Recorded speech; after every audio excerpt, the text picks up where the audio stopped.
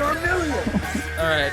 First of all, abusing a child is never a good thing, nor is it funny. You're not However, abusing a child. I would You're laugh. advancing the field of human behavior alteration. Sure, and if I happen to now that I'm saying it out loud, if I happen to laugh at what's going on here, yeah, I'm still a bad person. But it's so funny to think of a DJ, someone who failed being a DJ, pushing, shoving raising their child kid like in a Skinner box style scenario, like you will out DJ every other kid. Them. Showering them with beats day and night, fucking hot beats, cold beats, alternating. A bucket of ice water. Drops in the beat. Yeah. And beat drops. Guess what? It's gonna work, and the beat child will lead us into the future. Did you not even see the sequel to Bill and Ted? How music unites us. I'm sorry. Spoilers. I didn't. It's very I cool. did think of that's the exact same thing as the forbidden experiment to find the language of God. You just shower a child with no language. Oh, that's and abuse, scary. and they'll speak. You talked about doing the same thing, but for the music. No, for in the name of of beats, all is forgivable. All right, fair enough. In the name of the beat, our Father beat all, and the beat goes on. And the beat goes on, as they say. We're trying to start a new gentlemen, religion. And everyone in between, welcome to Werewolf Radar, the world's premier paranormal preparedness podcast. I'm Jordan Dahl. I am Roger Norquist. And only crickets in the place where Nate Balding once stood. Where is he gone? They say. They cry, gnashing their teeth and clawing at their ragged clothes. Well, he's busy. He couldn't be here. He's busy. He's killing vampires in the underground. We talk about it in the Grave Nugget. You'll hear about it 3 months from now. He may be facing a band of Tolkien style orcs, or he may be the love slave of the Queen of the Ant people. We don't know, but one thing is for sure. One moment he was standing there, and the next he was sucked into a hole in the earth. I hear reports there might even be some alien tunnels he found himself in. We're gonna have to wait for the news. Alien tunnels beneath. What was it? Somewhere nice. I don't know. The news hasn't come in yet. You're gonna have to wait till Friday. It was definitely somewhere that woman wanted to go on vacation. There's alien tunnels, salt tunnels beneath Palm Springs. Today's episode of Werewolf Radar is brought to you by Monstroco brand all-purpose cleansing poison. It's a pesticide, it's an herbicide, it's a powerful dishwashing detergent, but it is first and foremost an all-purpose cleansing poison. Monstroco, what the fuck? So it's like super poisonous, but it works. It'll get like anything clean. I got some on my dog. She is ghost white. Her eyes, her pupils turned like completely gray. Her soul seems to have gone bland somehow. I think it has washed her mind. It cleans all. She's kind of transparent. Oh. She's fading. Jesus Christ. I got some in my hand. My hand is gone. Kind of the pigment has gone. All-purpose cleansing poison, though. I mean, it's definitely like, wash up. What you're saying is it works, though. Yeah. Oh, yeah. But it's poison. Hey, it works. That's all I care about. Poison that works. 6. Damn straight. Damn straight. We got no Nate 6. Here. So one of us is going to have to go first. And I got to tell you, it can't be me. Then I'm going first. Great. Thank goodness. This is from KUER. Wait. UER. The Cure. The Cure. The Cure. 90.1 NPR, the cure. NPR, Utah. It's like a COVID denial station. They're like, you don't need that vaccine. Listen to KUER. It's the channel for the NPR in Utah, who are very anti-vax, it turns out, in this sketch. Of course, naturally. You just need more honey, more pure Utah honey. So this is written by Justin Higginbottom. Good, funny name. It's fine. My name's Jordan Dahl. Like, that's not a funny name. My name's Roger Norquist. It's a bunch of nonsense. Hilarious. We're all a bunch of goblins sitting on toadstools. Pull up a toadstool, Higginsworth. This is written on August 20th, 2021, 5 a.m. First thing he published that day. CIA paranormal program finds new life in Utah. Oh, hey, wait, in what? Wait. We're new gonna life go as into in like, it. oh, look, new life, or like we're moving our offices to Utah. A little bit of both. Okay, we're moving our offices to Utah, and we found new life in the new offices. This is a small little fun feature I read and thoroughly enjoyed, so I share it to you. Thank you, Justin Higginbottom. Paul Smith's psychic school is located in an industrial park on the outskirts of Cedar City. Beautiful sentence. That is a good sentence. That is a textured sentence. Paul Smith's psychic school is located in an industrial park in the outskirts of Cedar City. Industrial park. Bleached dogs as far as the eye can see. That's where they make Monstroko. It could be all-purpose cleaning poison. It could be an accountant's office, except for a decal of a pyramid and an all-seeing eye on the door. Okay, all right. Go to our Discord, follow the link. It's the first fucking image they have there. Cool. Wow. It's called Remote Viewing Instructional Services. Holy shit, look at this. And inside, a half dozen students hailing from Colorado to Canada are practicing. None from New Mexico or Arizona. Go fuck yourselves. You have your party schools. Go party. Skipped Wyoming entirely. Dakotas, you're cool. Montana, cool. come along too. Mm-hmm. I just like to clarify, I didn't bleach my dog. It's called Remote Viewing Instructional Services. She came back inside, different, but more opaque than ever. Yeah. The inside of half a dozen students hailing from Colorado to Canada are practicing before their first lesson. Mm-hmm. Remote viewing is a form of extrasensory perception, or ESP, where practitioners learn to describe an object which might be on the other side of the world without using any of their 5 senses. Wow. Well, I mean, okay, so first of all, there's more than 5 senses, right? You got taste, feel, touch, hearing, smell, time perception. We can feel whether things are hot or cold. I can feel pain. Just in general. There is a certain degree of like, there's a field around you, you know? And when somebody steps into it, you can feel that.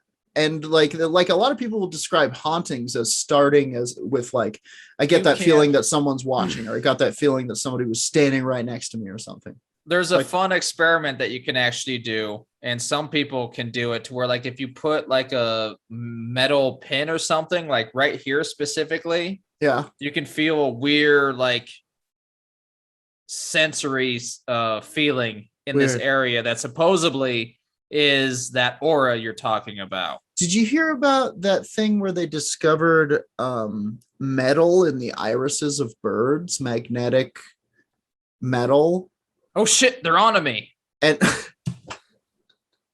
And It's definitely not going to help with the birds aren't real crowd. No, they think that's how they like navigate. That's how it's almost like a natural compass. Like cows will always sleep facing north south, or is it east west? Yep. One of them. North south. Sure. Except for the rogue ones who want to fuck up everything. One fucking sick cow in the corner. Hello. I sleep upside down. Yeah, hanging from a tree. Yeah, and for a long time that people were like, how do birds migrate? How do birds know? How does a second generation of birds, for instance, like, okay, so seagulls will fly from Coney Island to Tampa or whatever, sure, and lay eggs. I'm making this up. And then those eggs will hatch and fly back to Coney Island and then back to Tampa. Yeah, without seeing their parents. Like, it's what we do. This is a very dumb guy example of it, because all I know are seagulls and things. Salmon's a better example places of this that one. Will sell me carnival food. Salmon's a better example of this one. Yeah, where like they just have this need, and but they figured out that birds have these kind of magnetic eyeballs.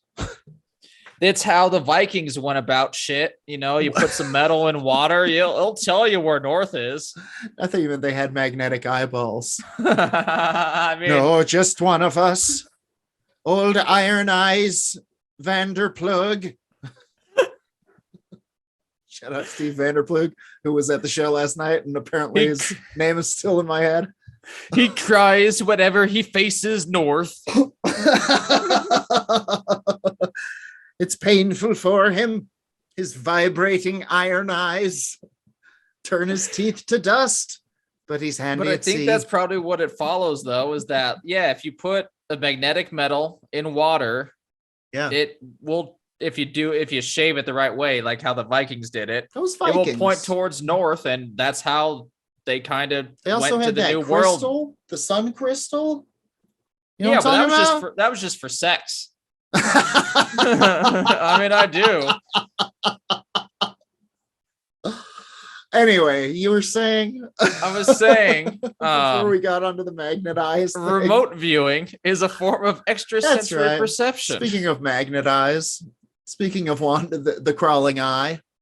In Paul Smith's version of the experiment, of this remote viewing experiment, a manager gives a viewer an arbitrary number. It represents a target that could be anything from the Eiffel Tower to a terrorist location. Those are the two, huh? I'm at the Eiffel Tower. I'm having a great time. I'm at a terrorist location. Damn it, it's agent. Kind of meh. Get your head in the game. No, I want to go to Fiji now. Lives are at stake, agent. I'm going to see my mom. Now, it could be a lot of locations, but the student doesn't know what it is. The viewer listens to the number, and then something happens. Something is italicized. Even Smith said he doesn't know what exactly, but the students quickly sketch the target, and before them on paper appears whatever impression they received. Paul Smith says, I teach them how to get that number, and then their subconscious goes out and finds what the target is from that. There's a little hand waving going on here because we don't know exactly how it works. Wow. But it does work if you set people up in the right circumstances. Yeah. But I mean, that being said, like I could get a bunch of chimpanzees together and eventually I would also get Shakespeare. So like eventually, sooner or later, they're going to guess it right, I feel, is my opinion on this.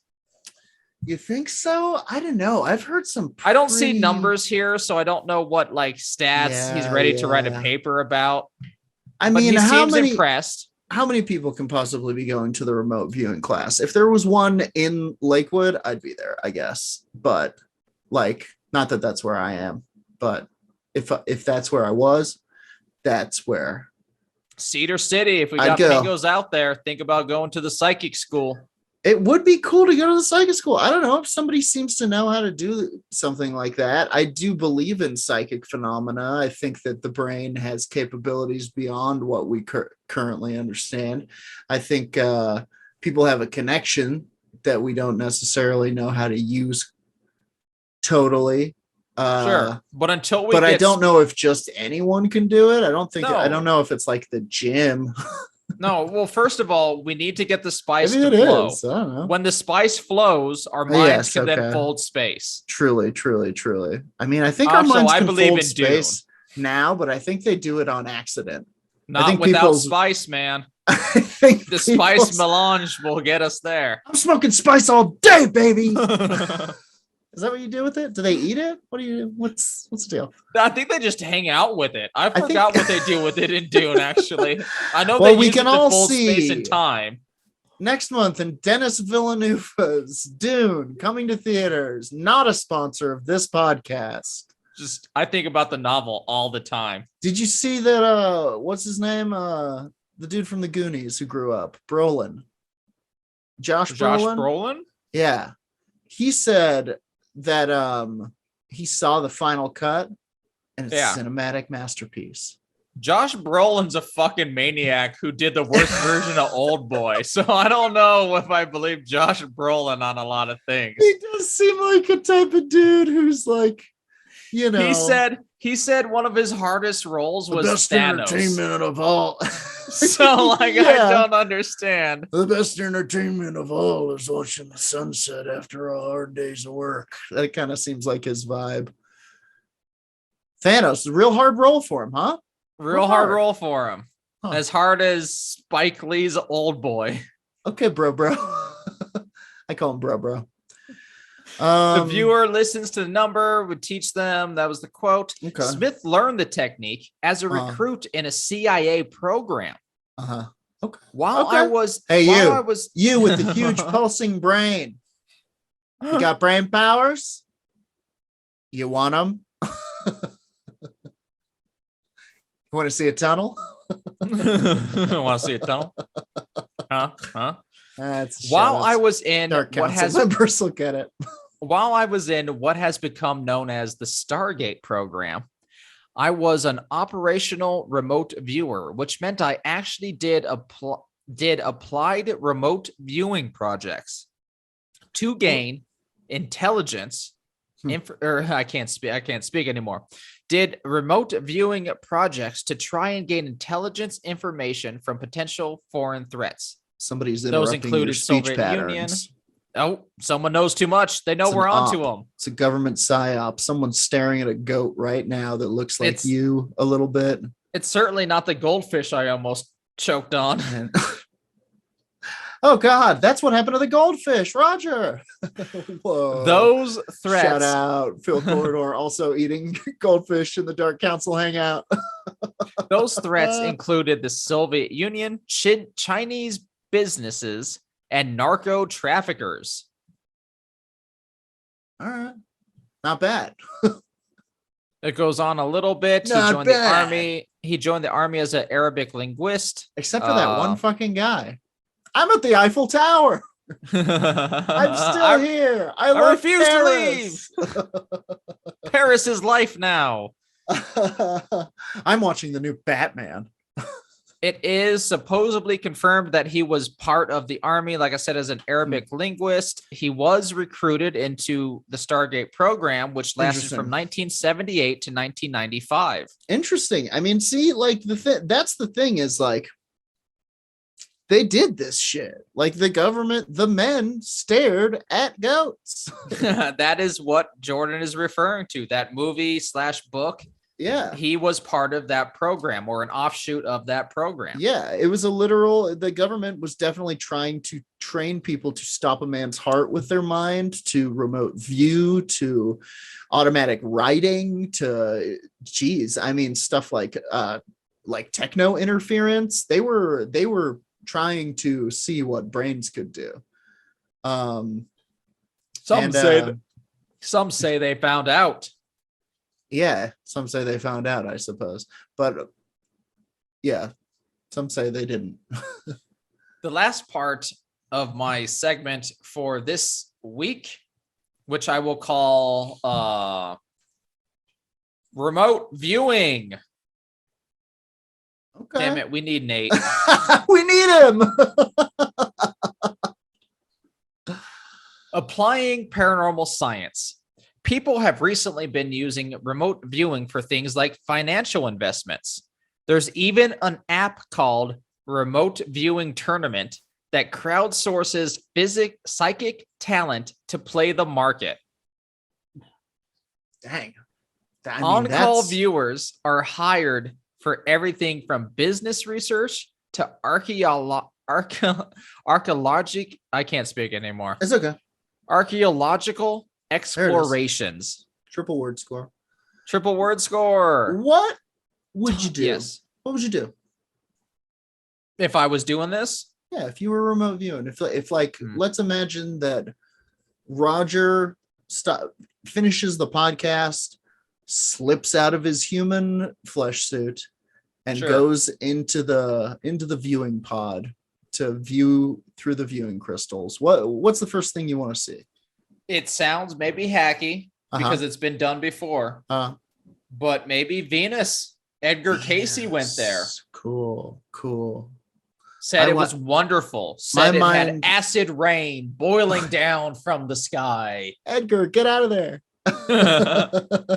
What are you doing there, Edgar? Have you ever heard Edgar Casey talk?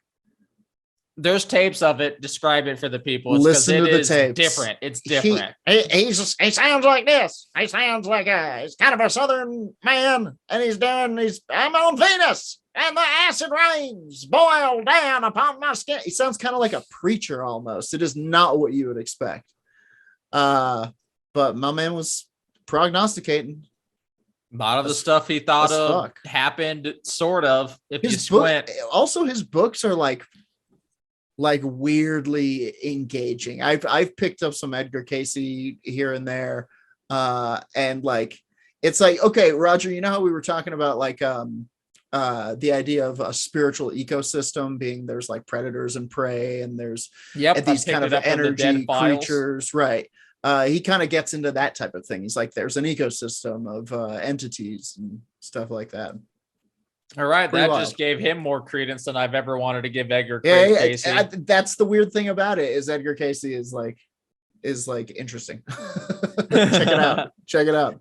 He would also heal people over the phone. I'll do a thing about Edgar Casey. We'll do not a deep dive, but a regular dive on Edgar Casey. A regular dive. Sure. Tanya Gunnarsson, a healthcare worker from California, signed up for Smith's class to help families find their loved ones.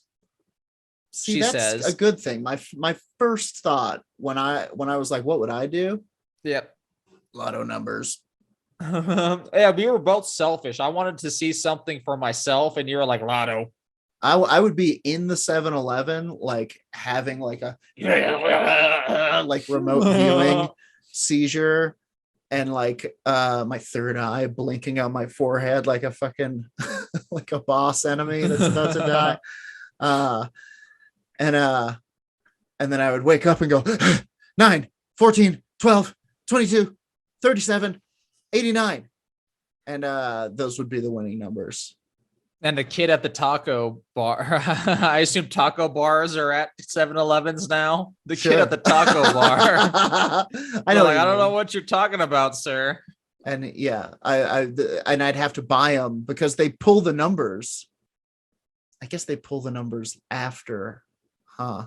I'd have to look into the future. I'll work on this. I had to learn about the lotto. I don't know how it works. Yeah, me neither, obviously. But hey, play those numbers, somebody, and give me all the winnings. But you know who's all altruistic and shit? Tanya Gunnarsson, helping families find loved ones. She says, I've had some training with maybe discovering why somebody is deceased and the story behind it when there's an investigation going on. It can be very useful.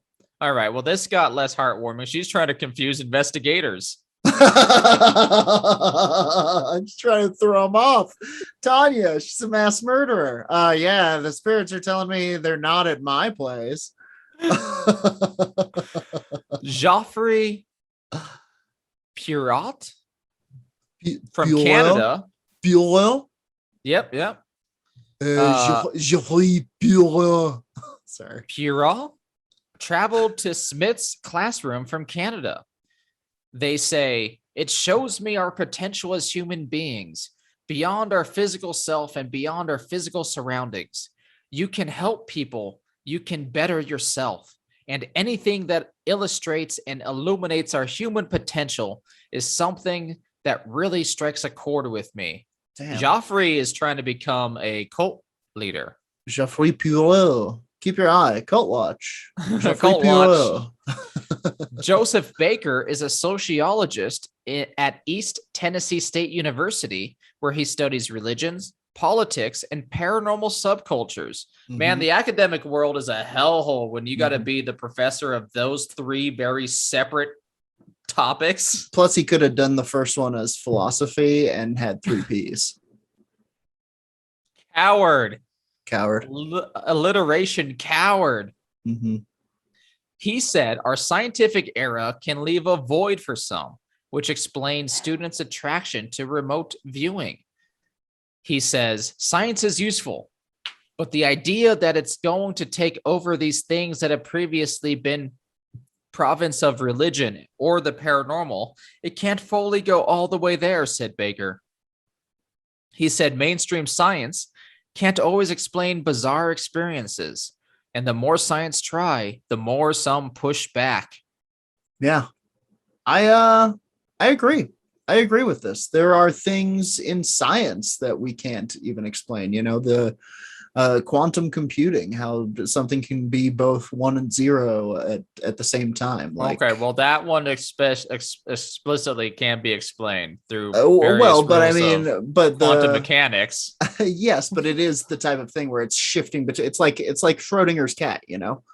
Mm-hmm. Like there's principle in quantum mechanics for the oddness. The possibility of being all on or on off or some state in between. Sure. It's called a qubit.